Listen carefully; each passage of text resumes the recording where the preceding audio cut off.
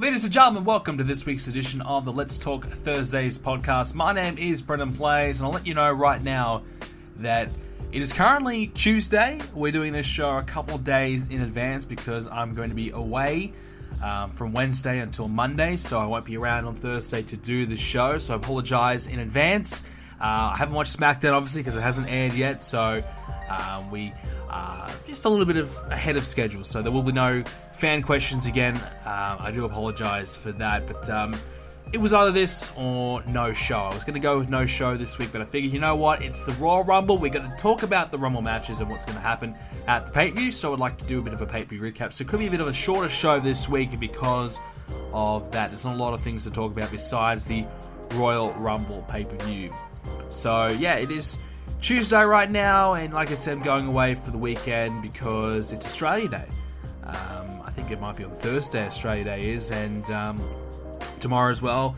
Got my big job interview, so that's going to be exciting. I'm actually getting really nervous about it, to be honest, so that's going to be a bit of a frightening experience, I guess. I think it's going to be a bit of a group interview, so that's going to suck, but that's tomorrow, and then obviously I think Thursday as well is Australia Day, so which is basically, you know, Australians, they get together, you know, it's a day off, we get together, have a barbecue, drink beer, play backyard cricket or whatever.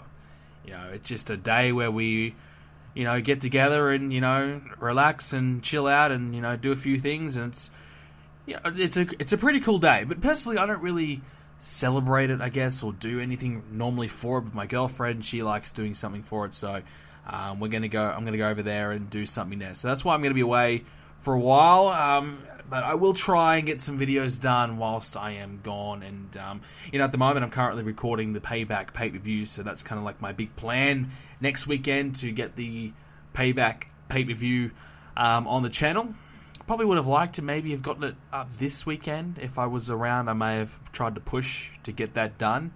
But next weekend will, I think, be good. Obviously, as well, this weekend coming is the Royal Rumble, so we don't want to really have my pay-per-view and then the Royal Rumble as well, because it might be a little bit too much for some of you guys to watch both of it on the same weekend. So we'll do it a week where there isn't a WWE pay-per-view for once, and we'll have it after the Royal Rumble anyway. So this week on the show, like I said, we'll talk about the Royal Rumble. I'm going to go through a complete rundown of all the matches that are announced as of right now on the card. Things could obviously change for SmackDown, and maybe a match or two could be announced there, but I think for right now, you know, pretty much the card is just about set in stone. I can only really imagine one, maybe two more matches at most being added to that card.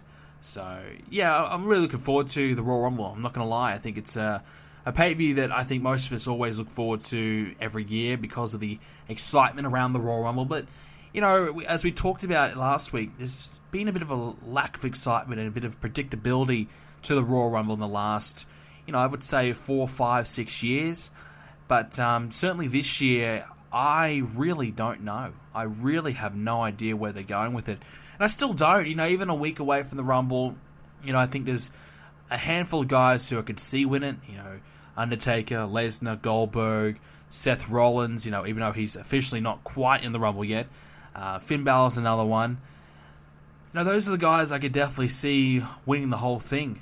But which one am I going to bet my money on? None. I don't know. I really couldn't pick a winner, to be honest with you, at this point in time, which is the beauty of it, isn't it? You know, there's no predictable winner. I think we're all kind of wondering who's it going to be. We're all, you know, throwing names up in the air and thinking of storylines and thinking of, you know, where, you know, how WrestleMania is going to shape up to be. We're not 100% sure, though, which is a really nice surprise, to be honest with you. That's nice to not have the whole WrestleMania card from top to bottom predicted by January, you know, or sometimes you can even see where they're going by Survivor Series, in which sometimes it's not a bad idea.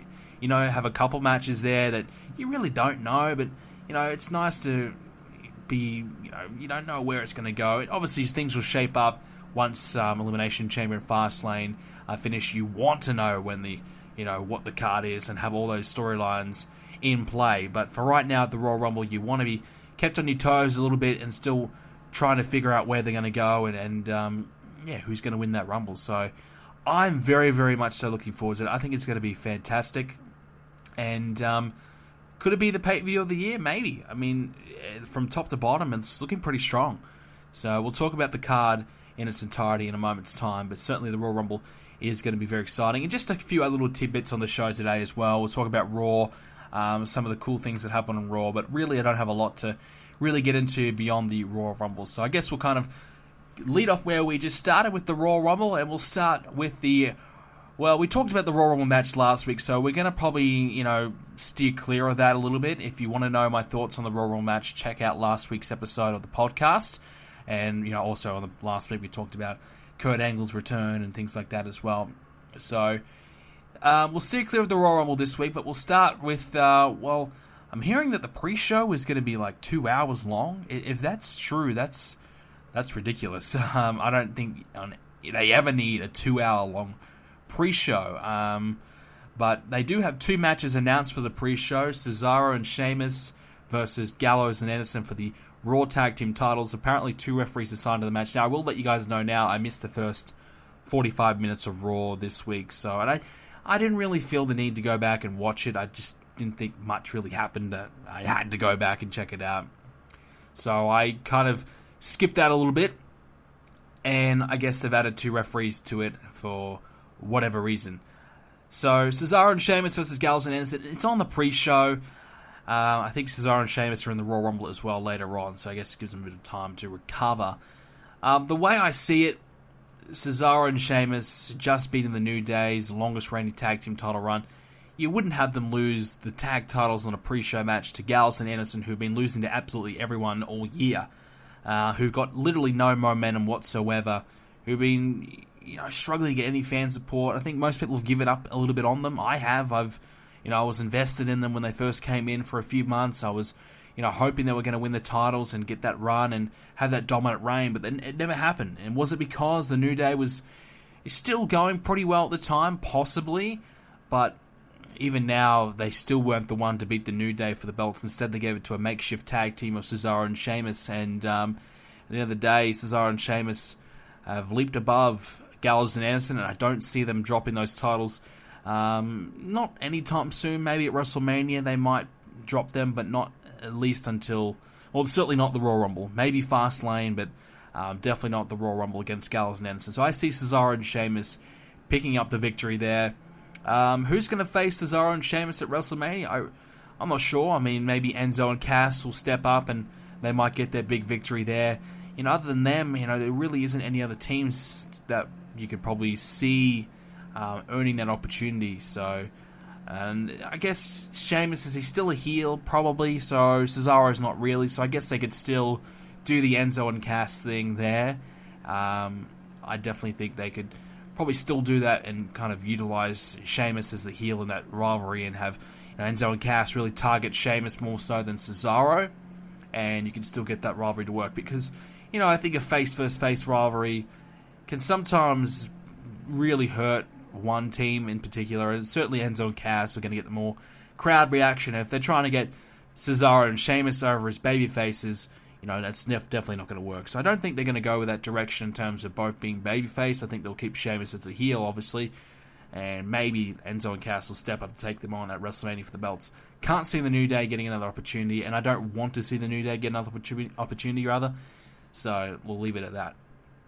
Next matchup, Sasha Banks versus Nia Jax. This is also in the pre-show, a singles match one-on-one.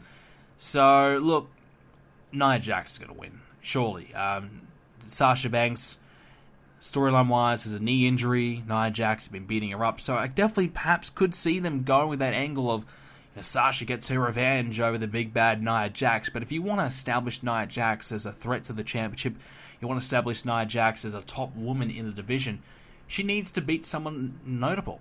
And honestly, both of them have been pretty poor, to be honest. I mean, Sasha Banks' promos have been bad, but Nia Jax's promo on Raw this week was horrible as well. Really, really bad.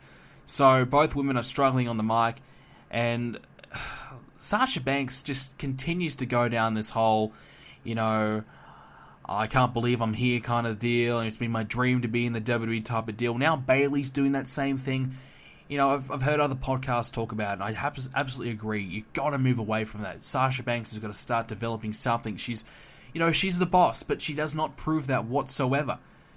She's the boss, but yet she's somehow lucky to be here. She should be, damn right I am here. I'm better than everyone else. I deserve to be here. Maybe she needs a heel turn. And, I know we say that a lot, a wrestler's struggling in some little certain area, turn him heel, it'll fix everything. But I believe Sasha Banks has done her best work in NXT, for example, and, in her career as a heel. And I think her character is a heel character.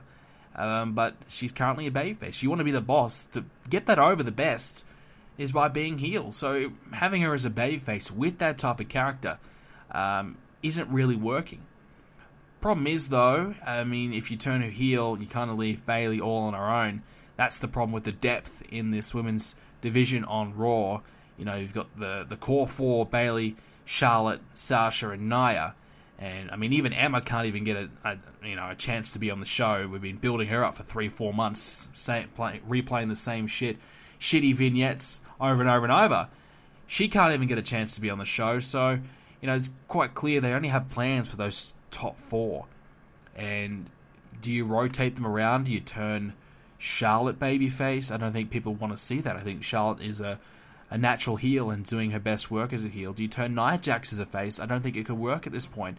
So you're really kind of stuck with Sasha Banks remaining as a babyface, even though in my opinion it's kind of played out now and it's not really working all that much. Yeah, the crowd loves her and they get behind her, but I think to truly get the best out of Sasha Banks, she's got to be heel. So when she does get a chance to turn heel, it certainly may be for the better. I think it could really help her big time continue to grow as a character and get herself more over, because at the moment I really cannot stand her. I'm very, very tiresome of her character and what they're doing with her. So anyways, who's going to win? I think Sasha Banks will win, but I feel like Nia Jax should win. Nia Jax should win. She should beat the hell out of Sasha Banks, put herself more over as the top heel, and even if Charlotte is the champ, have her come over and, come after Charlotte. Why not? I think people would enjoy seeing Charlotte, in a tough position and even getting her ass kicked. So I think it might obviously help Nia Jax get up more over as a babyface, but I definitely feel like Nia Jax needs that big win just to get her some credibility. She's tapped out already. She's lost matches already. So if she keeps on losing, then you're going to really ruin her before she even gets started. So a big win here against Sasha Banks can just put her on the map, and you can start to do something else with Nia in the future. Alright, so move on to the main show now, and Rich Swann versus Neville for the Cruiserweight Championship. I tell you what, if Neville doesn't win this Cruiserweight Championship, this division is going nowhere. Neville, since coming to the division, has given it a big lift right from the get-go. And obviously now Tajiri's now injured as well. They're lacking star power. They're lacking anyone in this division that people are going to get behind and support. And Neville's really the one guy who, whilst he's a heel, people have seen him for the last few years. They know who he is. They know what he's all about. People are giving him a fresh chance for this heel turn and enjoying what they're seeing. Ride that momentum. He's got the only bit of momentum in this division, besides maybe Jack Gallagher.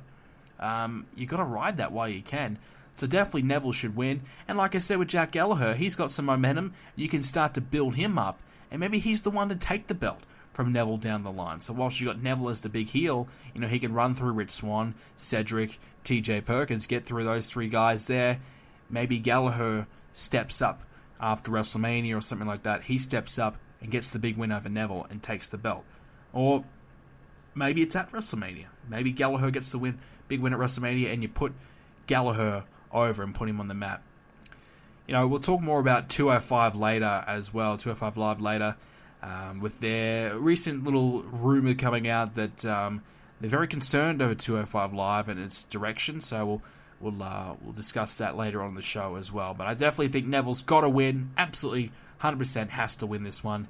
If Rich Swann wins, then Neville's, his momentum will stop right there. This whole King of the Cruiserweight thing won't make any sense, and people won't care for Neville anymore. He'll be done. Simple as that. Done already, which would be a big shame.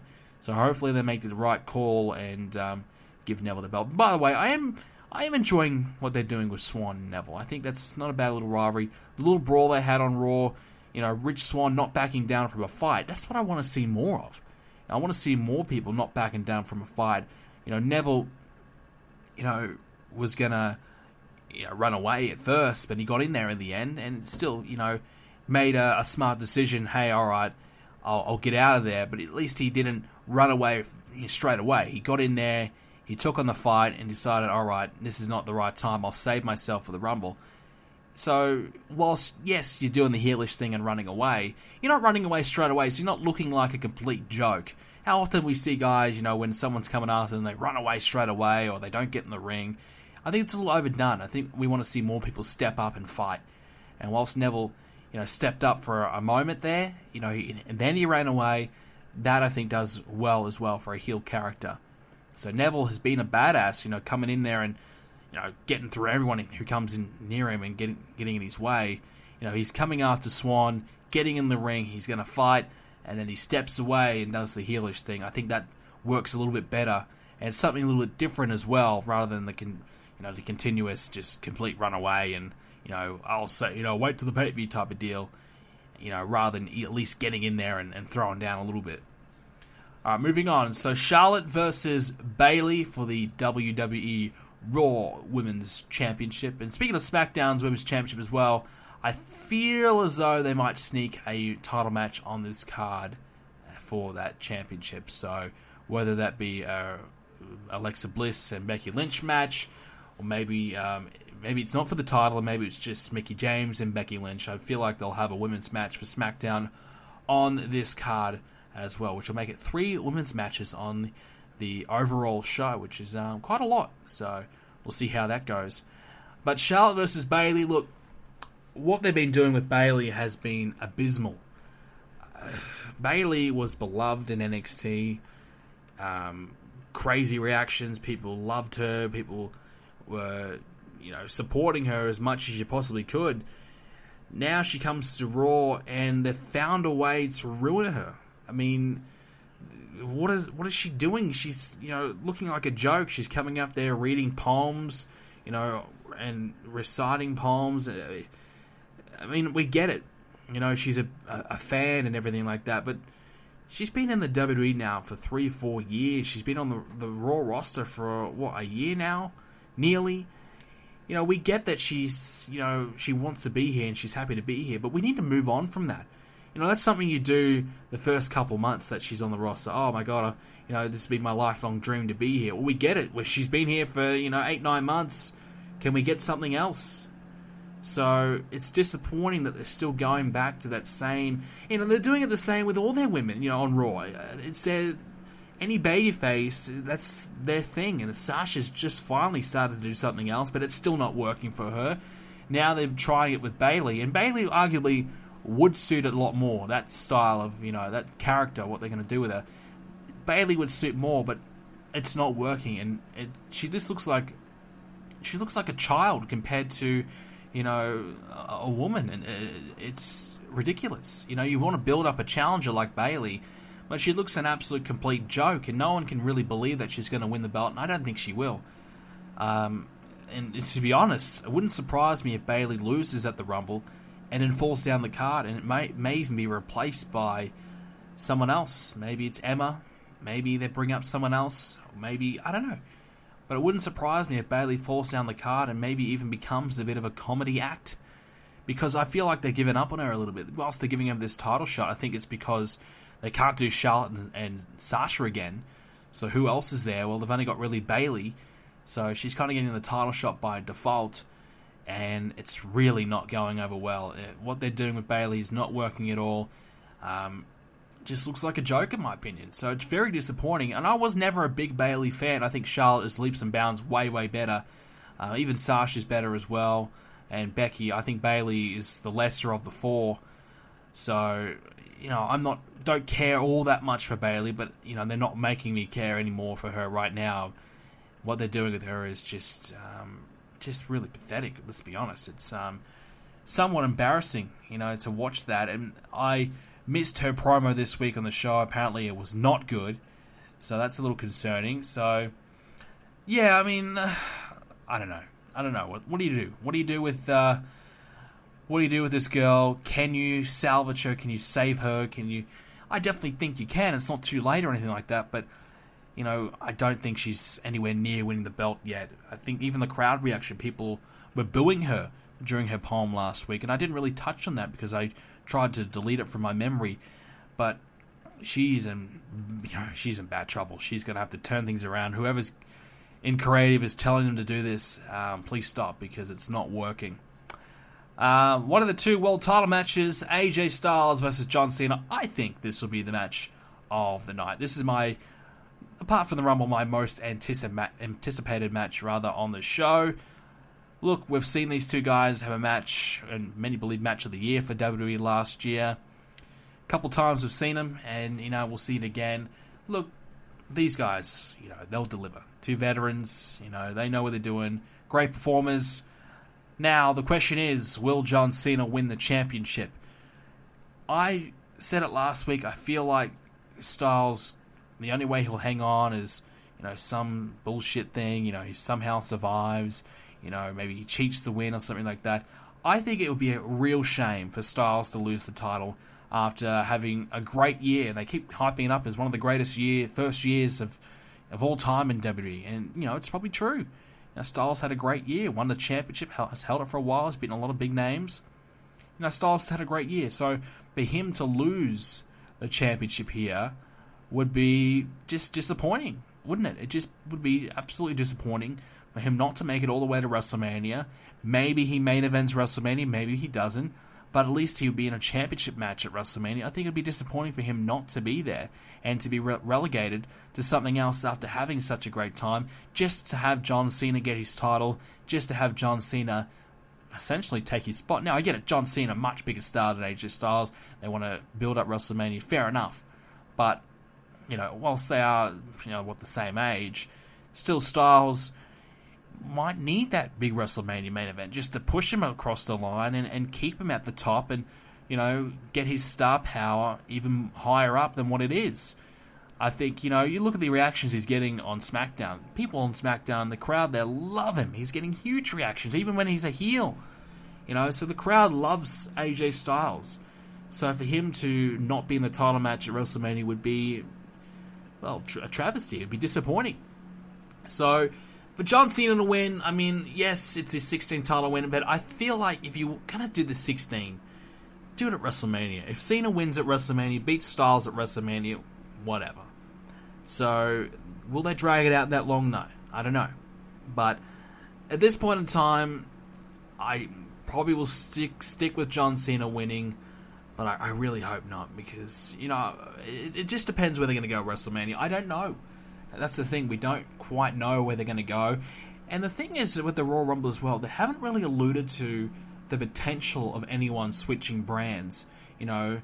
Let's say, I don't know, first name that popped in my mind is Baron Corbin. If he wins the Royal Rumble, he's obviously from SmackDown.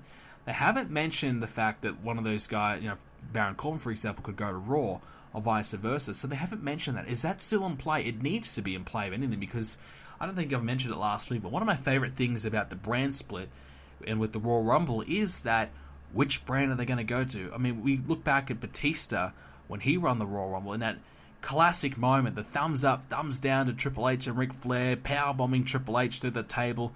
What a classic moment that was, and that was generated from which brand are they going to go to. So I hope that's in play. I hope they still do that, and I hope maybe one of them jumps ship. That's the thing. Seth Rollins could win, and he might change brand, or anyone could win. Dean Ambrose could win. He might go to Raw. It is different scenarios definitely could happen. So, yeah, I mean, I hope, anyways, getting back to it, I hope AJ Styles is still champion, but I feel like Cena could win. But it just really is a matter of how the WrestleMania card is going to shape up, who's going to be champion, who's going to win the Royal Rumble, who's going to be number one contender, which matchups are going to make the most sense, which matchups will draw the most money. That's what it's going to come down to. And if they feel as though John Cena is going to draw more than AJ Styles, they'll give Cena the belt heading in towards WrestleMania. Likewise with Roman Reigns. They feel like Reigns is going to do better than Kevin Owens with the belt, then they'll give it to Roman Reigns, in which I guess is a segue to our next matchup, Owens versus Reigns, the last match besides the Rumble match, of course, on the Royal Rumble card that has been announced thus far. Kevin Owens and Roman Reigns. So I think it might be nearly a given that Reigns wins. The only scenario that I feel like Kevin Owens retains is if Chris Jericho, current US champion, goes on to the Royal Rumble, wins the Royal Rumble. And I know what you're thinking. Really? Chris Jericho win the Rumble? Never won a Rumble before Chris Jericho, so that's the last little thing in his career that he needs to knock off. You know, the US title was won. Well, let's not forget the Royal Rumble. So that would, I think, be cool for Jericho's career. But I say that because then you do this friend versus friend match at WrestleMania that they've been wanting to do for, well, they've been teasing it for a number of months now, haven't they? But it hasn't come through. And they've teased it heading in towards this Rumble as well. Jericho saying, hey, you know, I'll win the Rumble and we'll keep the title in between us. It'll be me and you. One of us will still be champion. So we'll still be the Universal Champion. So I could see that storyline happening. And to be honest, I think that storyline would be great. I actually think that would be a good use of that championship and a good way to go about WrestleMania. The only thing I think is that will they feel as though Reigns needs to be in a high-profile match to, you know, get him over, keep that momentum going. So will they be tempted to give Reigns the belt and give him a high-profile match against someone? Maybe. Rather than Kevin Owens and Jericho. I think the better storyline would probably be Kevin Owens and Jericho, but I could just get the feeling that, hey, they probably think, well, Reigns is our top guy. But there's no doubt in my mind they still think Reigns is, you know, a notch above Kevin Owens. Even though Reigns has been US champ and hasn't been involved in the world title picture until now, definitely Reigns is still ahead of Kevin Owens. So they might just give Reigns the belt and then have Reigns in the title match against maybe the Royal Rumble winner, against whoever. So, and that's the thing as well, you know, whoever wins the Royal Rumble, if they can't change brand, well then, you know, Kevin Owens, if Goldberg wins, then it's going to be Kevin Owens and Goldberg, for example. So it's going to matter about who wins the Royal Rumble and which storylines they're going to go with. But there's a number of scenarios, and like I said, I think Kevin Owens and Jericho would be great for that Universal Championship. Maybe they don't need to have Jericho win the Royal Rumble to do that.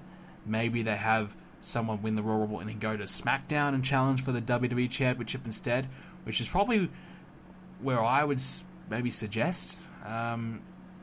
It's hard to really say which brand is going to win the Royal Rumble. I mean, obviously Raw has the star power. Lesnar, Goldberg, apparently The Undertaker. They've got all the big names. And you look at the Royal Rumble now, you know, 21 competitors have been announced, and there's 7 of them are from SmackDown. So 14 of them are from Raw.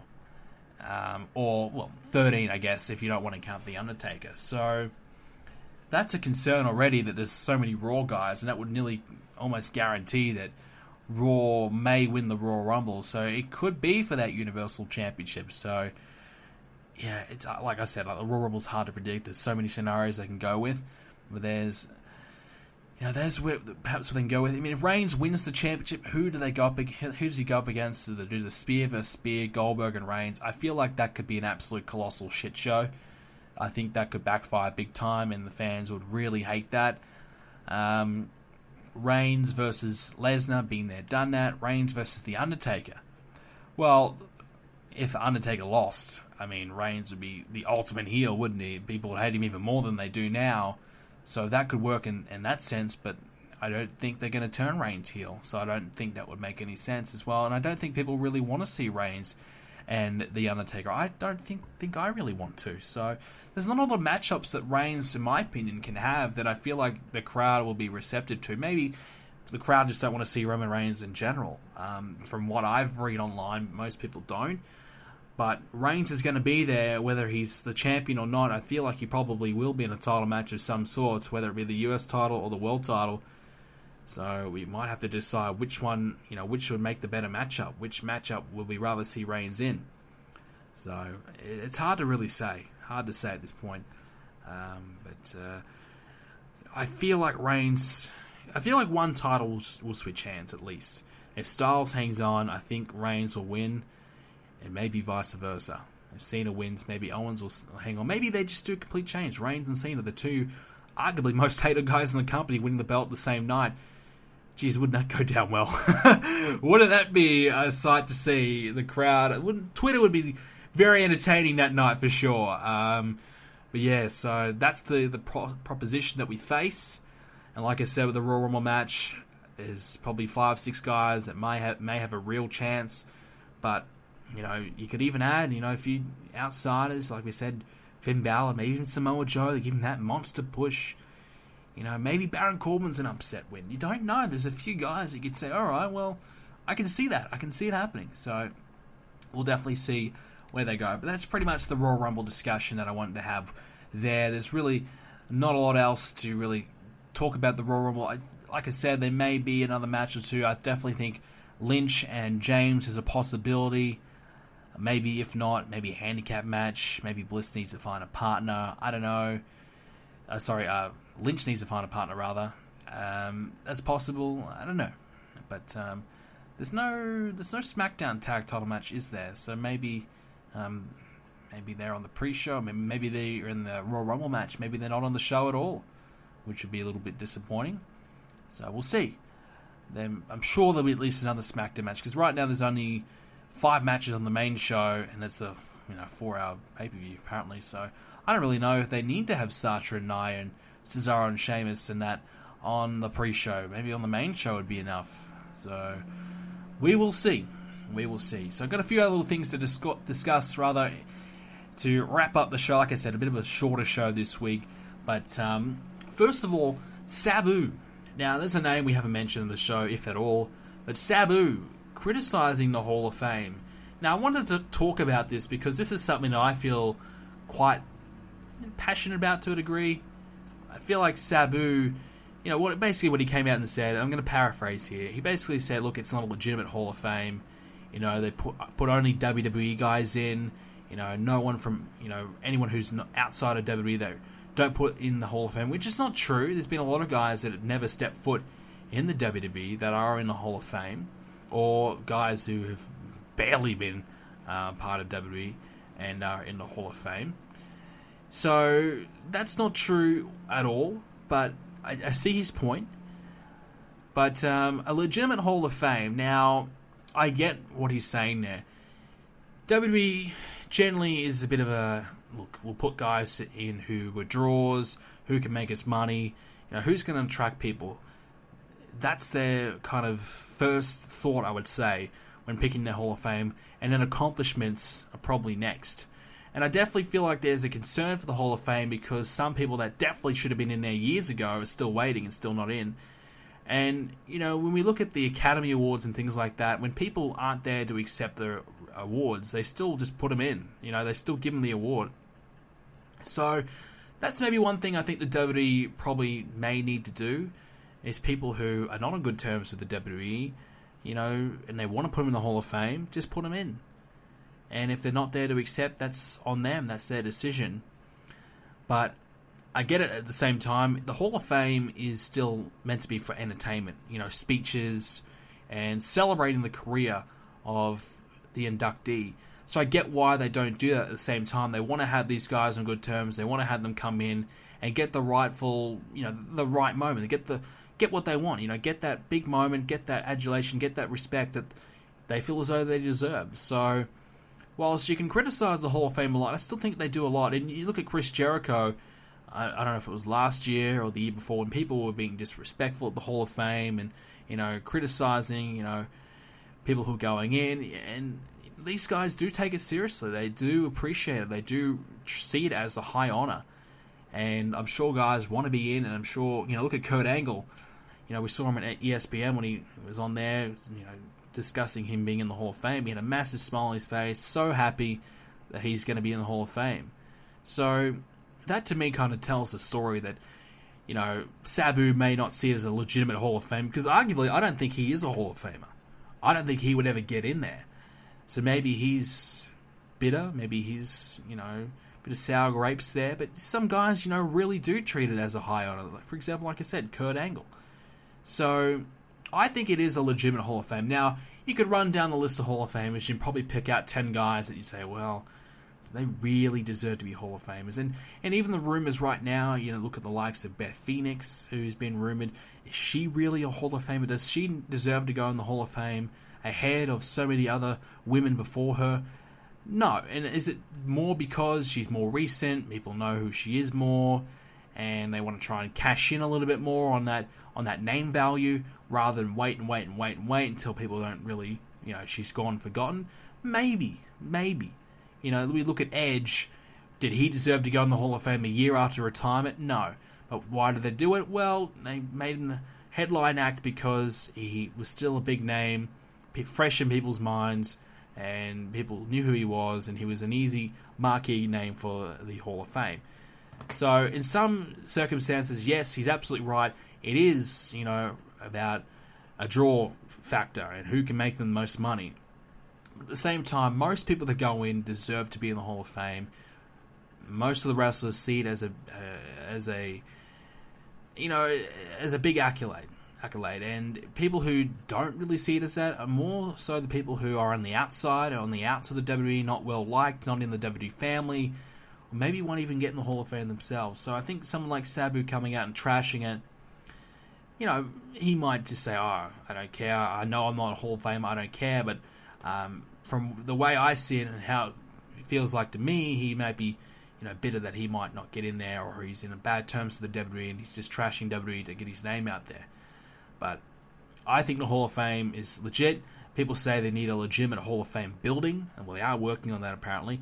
But I still don't think they need that. I think the Hall of Fame is a great occasion just before WrestleMania. We can hear some road stories, hear some guys come out, get a standing ovation, one last big, arena filled with people cheering them on and listening to them talk and showing respect, showing praise to their career. I think it's a great thing. So anyone really trashing the Hall of Fame may not really understand what it's all about. It's not all about, in my opinion, yes, it's about drawing in the money and things like that, but there's always 3 or 4 guys that most of the newer fans may not be completely aware about. But that's the thing. They got to get some big names, and then they mix in a few other guys that people may not be 100% aware of, and they get them in as well.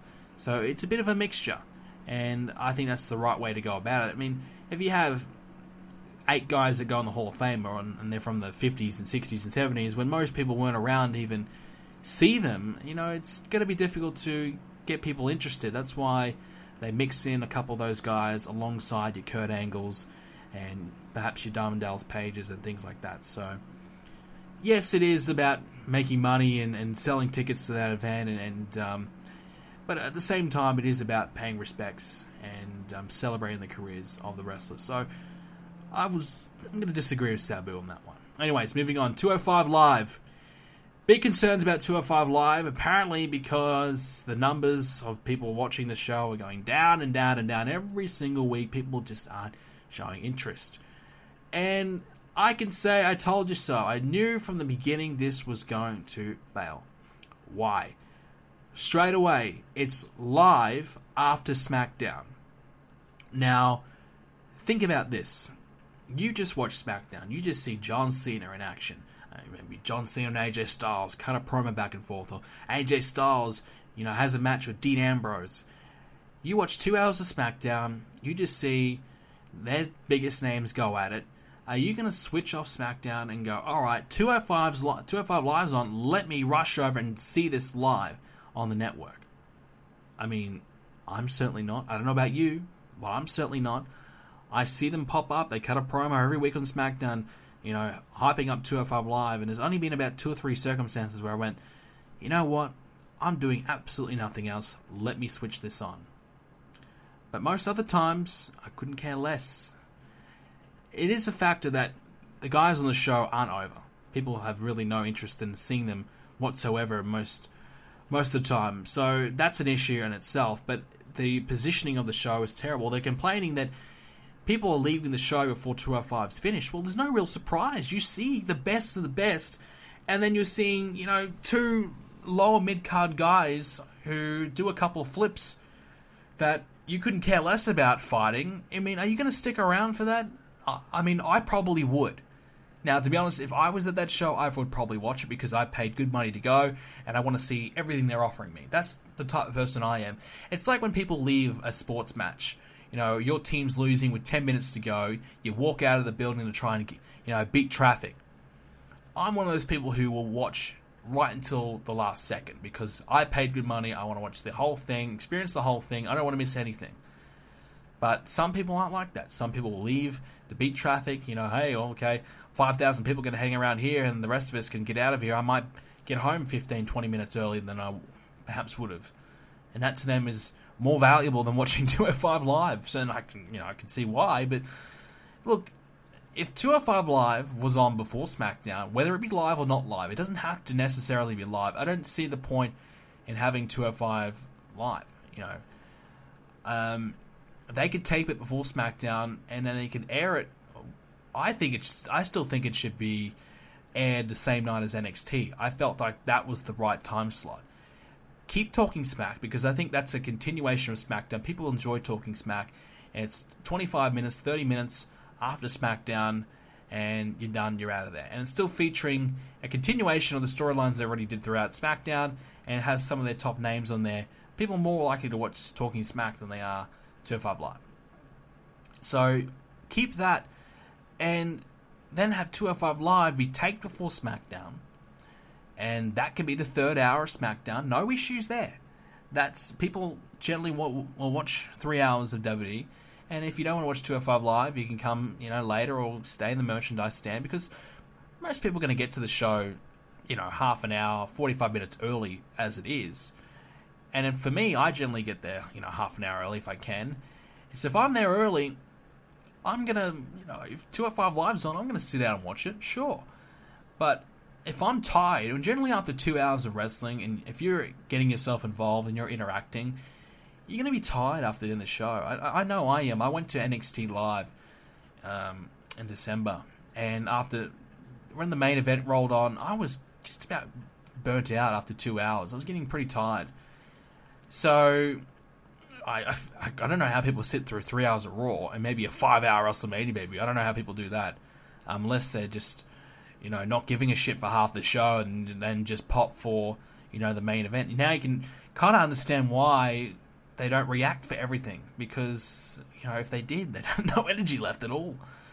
You might need to sneak a couple of Red Bulls in just to give you some energy to keep yourself going for the rest of the show.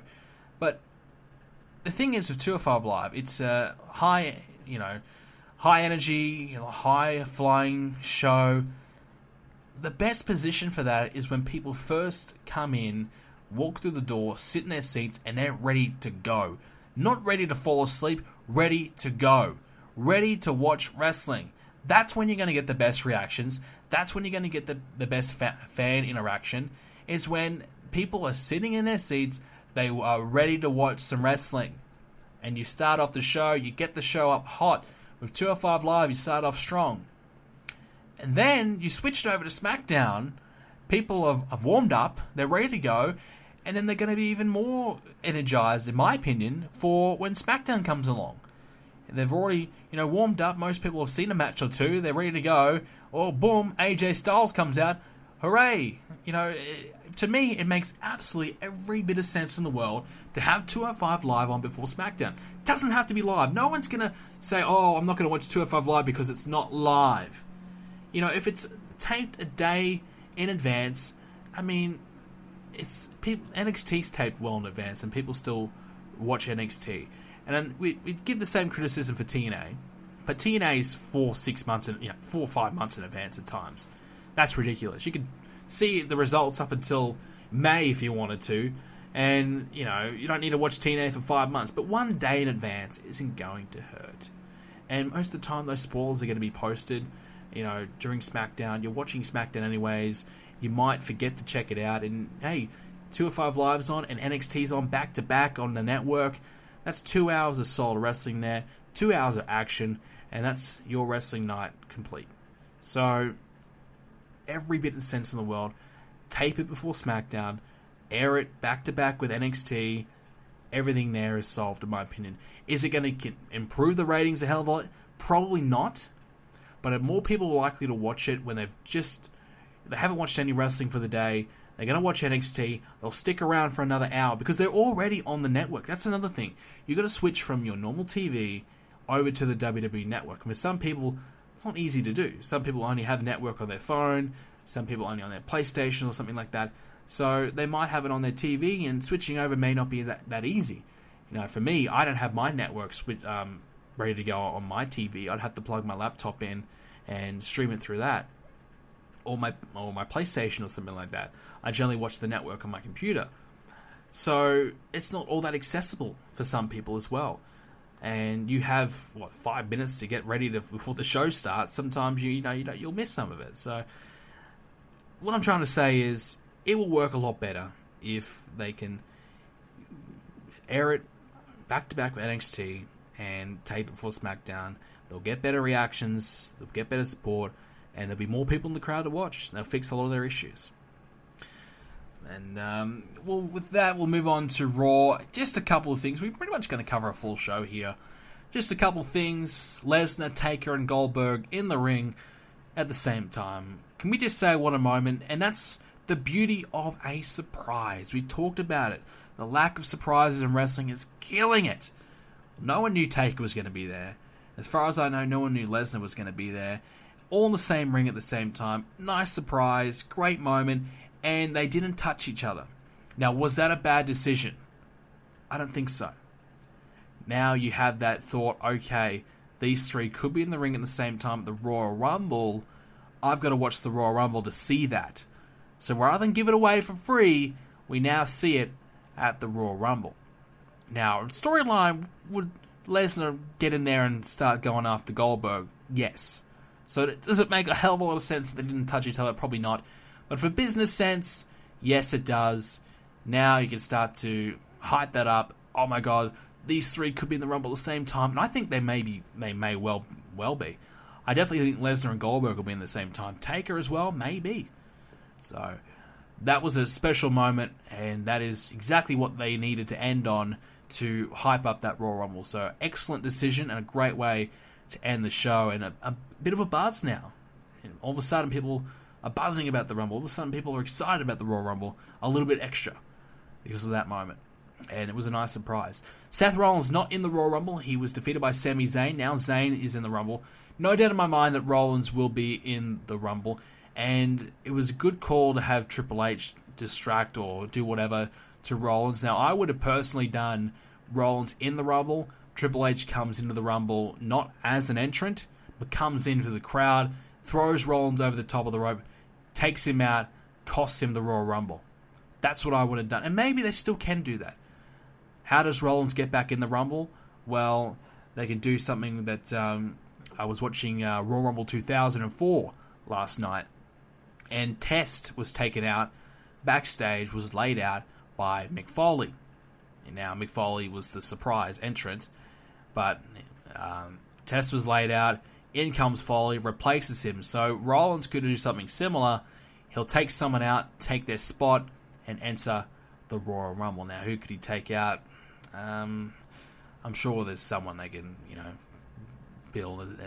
Maybe Curtis Axel. Maybe cost Curtis Axel his chance to be in the Rumble again. That would be nice storyline continuity, and that would be funny as well.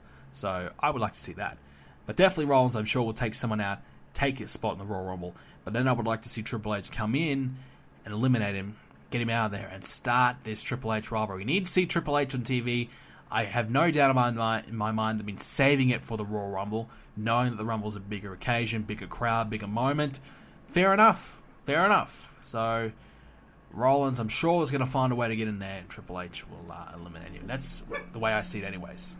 Finally, the last thing I wanted to talk about in today's show was the debut. Well, I think it's the debut. He may have been on 205 Live. I haven't really paid too much attention. But the first time I've seen him on Raw, Mustafa Ali joining the Cruiserweight division on Raw. So, well, what is there to really say, to be honest?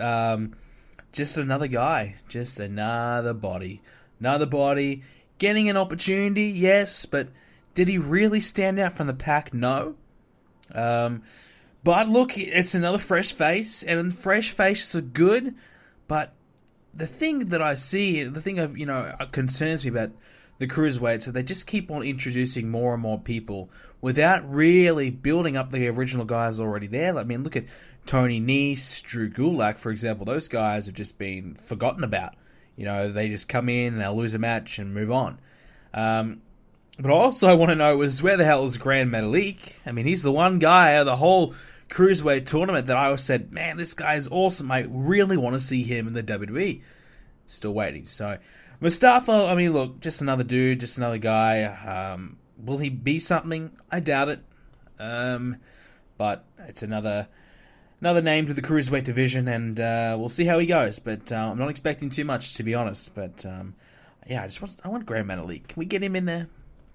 But that's pretty much all I have for this week. I mean, we end up doing 50 minutes, so still got a full show in. So I hope you guys enjoyed this edition. I did want to do a show this week. Like I said, I'm going to be going away for the weekend, but I don't want to miss this show. And Royal Rumble is going to be friggin' awesome. Cannot wait. I hope it lives up to the hype. I hope it's as good as we're all hoping it's going to be. One of the biggest Rumbles of all time. I'm predicting it. I'm going to say it. I'm going to say this Rumble is going to be awesome. This Rumble is going to be huge. I've been going back and watching some of the old Rumbles on the network lately. Like I said earlier in the show, I watched 2004. I watched 1998 as well. I still think 2001 is my favorite Rumble. 2007 was fun. 92 was awesome. I think I need to go back and rewatch 92's Rumble. I might do that today. Just to relive that and how awesome it was. But if there's any Rumbles that you guys think, well, let me know in the comments. What is your favorite Royal Rumble? If there's any Rumbles you think I should watch, let me know. And shout out to you guys as well. You guys went ahead and told me last week to watch Lesnar versus Kurt Angle in that Iron Man match on SmackDown. I never knew that match took place. So thank you so much for letting me know. And I watched that match yesterday, and it was lots and lots of fun. So it was really cool that you guys all shared your favorite Kurt Angle matches and moments. And let me know some of your favorite Rumble moments in the comments below. And also leave a question for next week's episode. We'll be talking completely about the Royal Rumble. And I guess we're officially on the road to WrestleMania next week, aren't we? So should be a big show next week, and we can have a bit more of an idea of where we're going with WrestleMania. So that should be a good one. So stay tuned for next week. It should be lots of fun. And make sure you leave a question in the comments below. Thank you so much for listening in, guys. Follow me on Twitter @BrendanPlays. Leave a like on the Facebook page, Brendan Plays. And I will see you all next week.